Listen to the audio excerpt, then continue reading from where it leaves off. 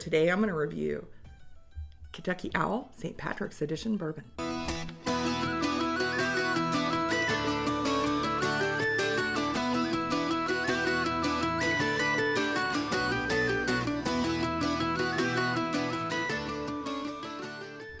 So full transparency, I've already done a couple reviews today, but let's give this a go.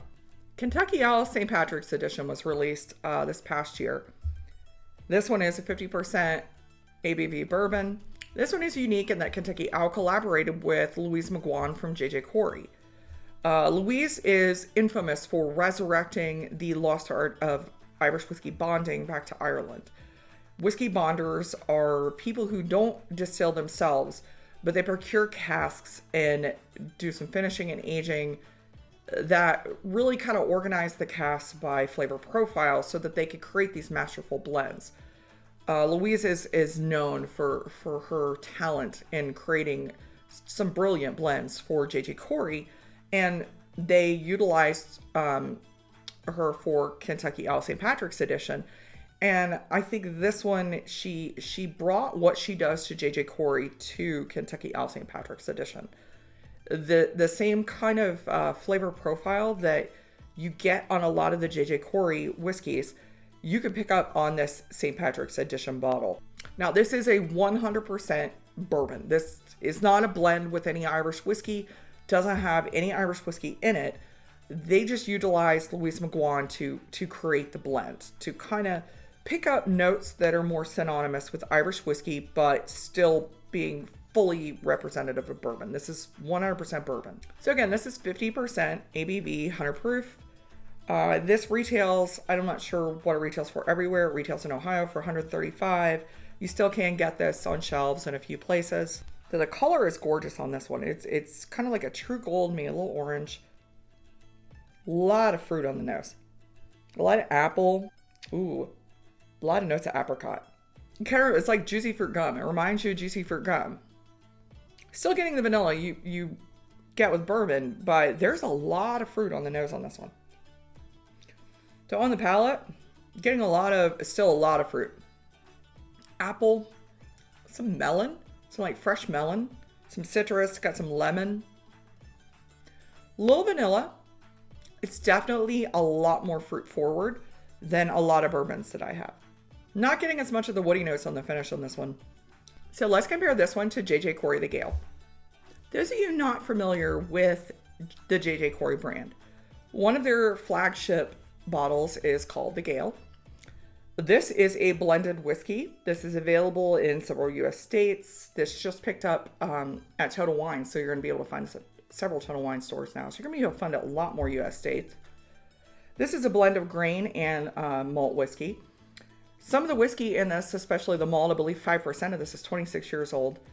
And this is pretty synonymous with what Corry does. What Louise McGuane does at the farm in Corry Clare, which is in County Clare, they are known for, they divide the cask by flavor profile and create these fruit bombs.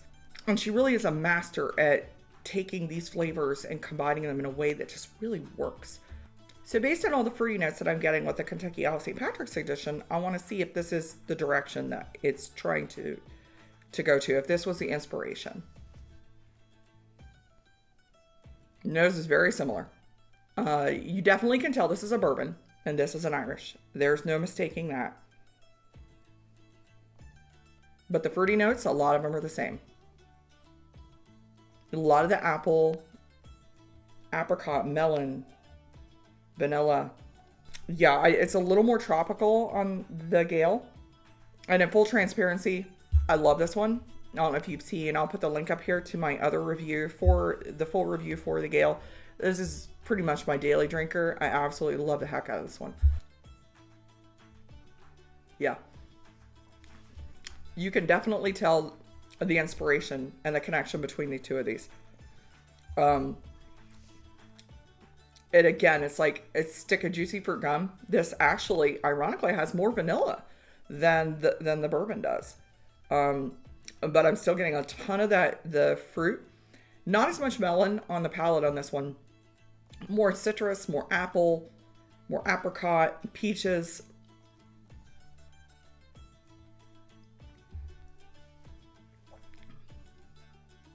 The bourbon comes through more woody notes. And it's more, I'm still getting the apple. I'm getting a lot more of the melon on the bourbon. It literally has the same notes. It's just I'm not getting as much citrus on the bourbon as I am the Irish.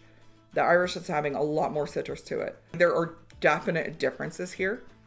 There are distinct differences between the two of them.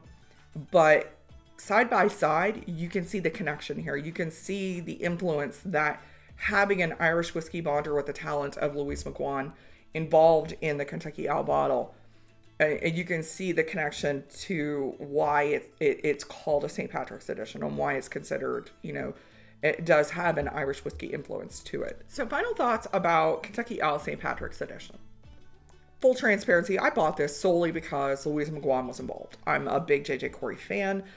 I love that she has resurrected whiskey bonding to Ireland. There are several whiskey bonders now. And it's benefited the Irish whiskey industry huge. It's benefited Irish whiskey drinkers huge. So that is why I bought this bottle. It's a good bourbon. It's a very unique bourbon.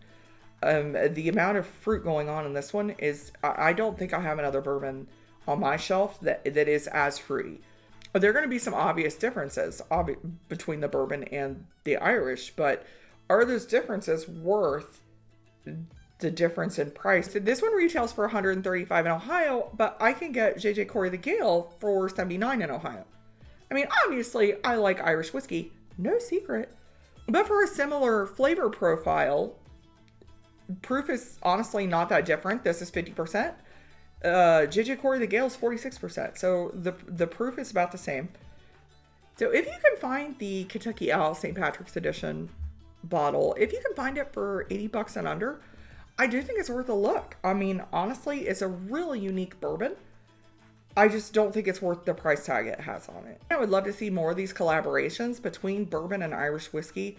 I think it increases the variety we're going to get in both spirits. And I think we're all the luckier for it. Sláinte.